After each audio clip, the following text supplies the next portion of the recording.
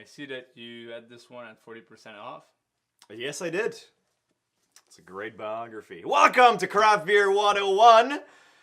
Hops and Bros. Hops and Bros. And you might be wondering, what the hell is an IBU? Today, we're going to answer that question. Yep, and that's where we would have an intro if we had an intro, but we don't. It would have been a perfect intro kind of sequence there. So let's just do intro! Beer 101, Beer 101, Beer 101. We do Beer 101, we do Beer 101.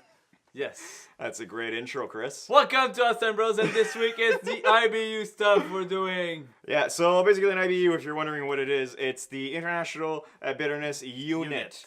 It's basically to calculate how much bitterness you have in a beer. Sorry, that was a little fast. It's to calculate the amount of bitterness you'll have in a beer.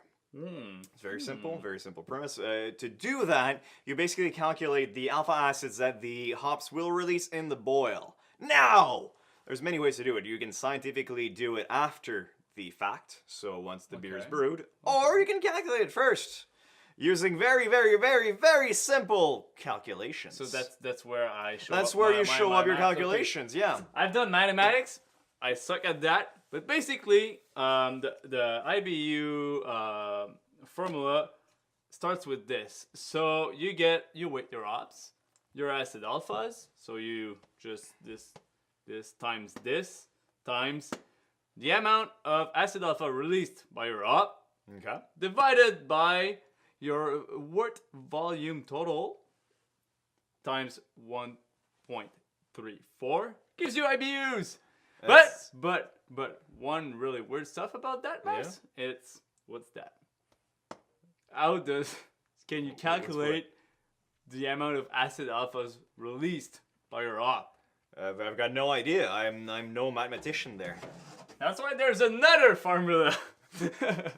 That sounds more complicated than what we had earlier. It's a lot more complicated, and like when I saw that, I'm like, I'll never calculate IBUs ever if I'm brewing. So I really... Well, to be fair, there's a website online that I'm going to link below that does it for you. Yeah, that does it for you. But if you want to understand the whole thing, it's basically the weight of your hops times the acid alphas times the time it's spent in the boil plus the whole gravity stuff going on right over there divided by the whole volume of your wort.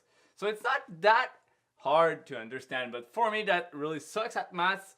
These little letters and numbers. I've got no idea. Like my math classes are very far. Yeah, and if it doesn't fit on a calculator, then it's not worth it having this on a. That's what I would say. Formula, especially that now society we have this whole thing called the internet, the interweb, where you can find a bunch of things that will automatically do it for you, or almost automatic. I don't want to point out if you're homebrewing, there's lots of apps out there helping you out to do these calculations. Whether it's helping you out doing your mash or even for the recipes and stuff like that, and calculating it's when really to put what, and Little heads up, BrewToad is a really great place to find recipes for homebrew. So if you want to check it out, it's really worth it.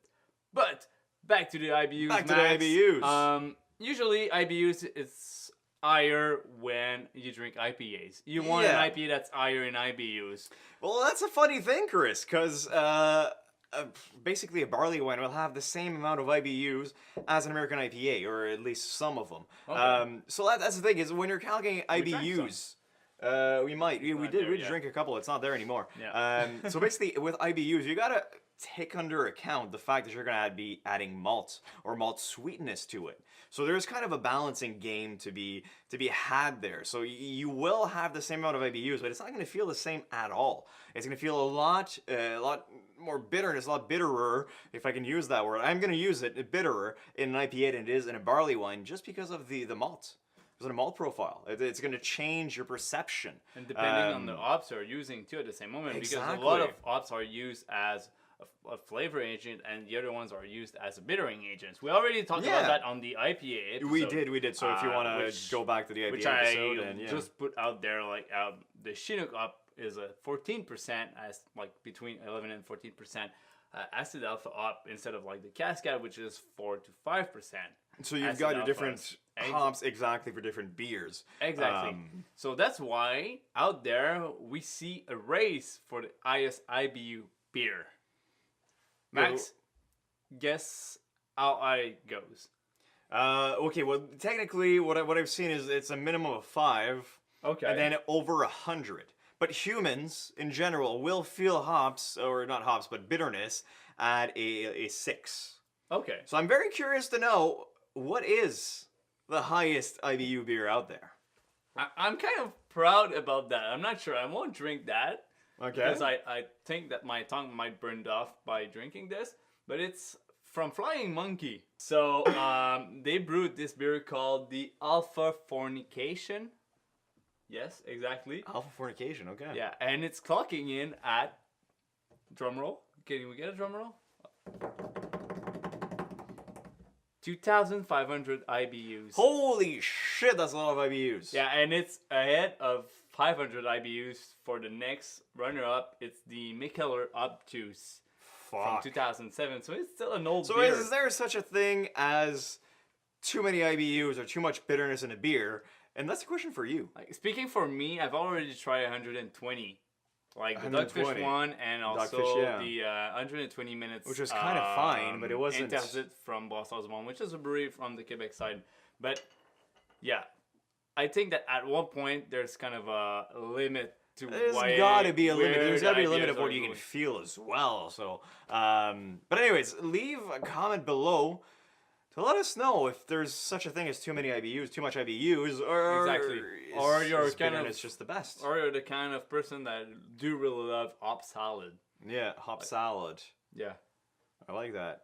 Yeah, we might have or to a use it. scal hops salad. Oh wow, that was cool. That was cool. That wasn't very good. I'm very sorry.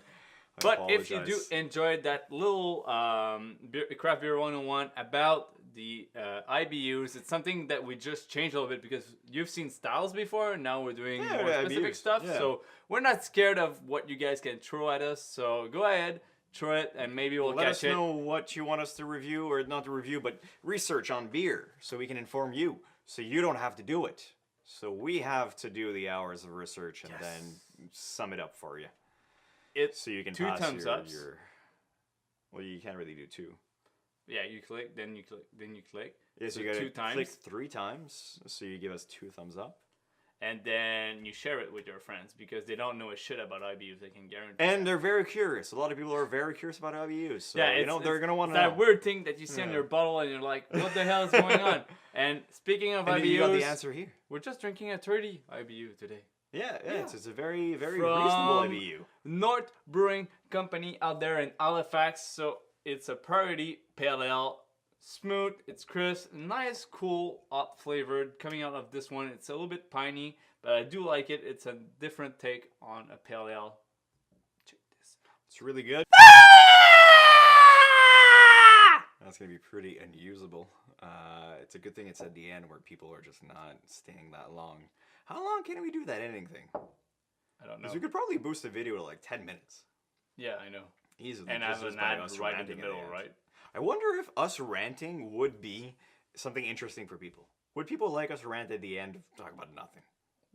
I don't know. It's working, right? Well, I mean, if you stayed this long, let us know. Let us know. Put it down there, guys. Share it with your friends. Share it with your friends. We want to know. It's not even up. It's not even a way for us to like get more like shares on it. We just really want to know. At this point, it's like because personally, I usually skip the end. To be honest, we do get a little bit more revenue if it stretches out to where you're watching it right now. YouTube really at this point we do love that. Yeah. So hopefully you stayed, or we can leave a picture of us staying for the next 10 minutes if you want. But then again, for the record, I'm more a fan of shorter videos that are more straight to the point.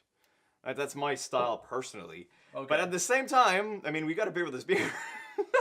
Yeah, but we're right next to the fridge, so we can stay here for about an hour if you want. Hey, we can stay here for a lot longer. There's a lot of stuff in the fridge there, Chris. Yeah, I know. We tried to get at least we tried staying here. Not get rid of it, but giving out to people, and still people are giving it back to us. So we just because usually that's the thing with the beer community. People like.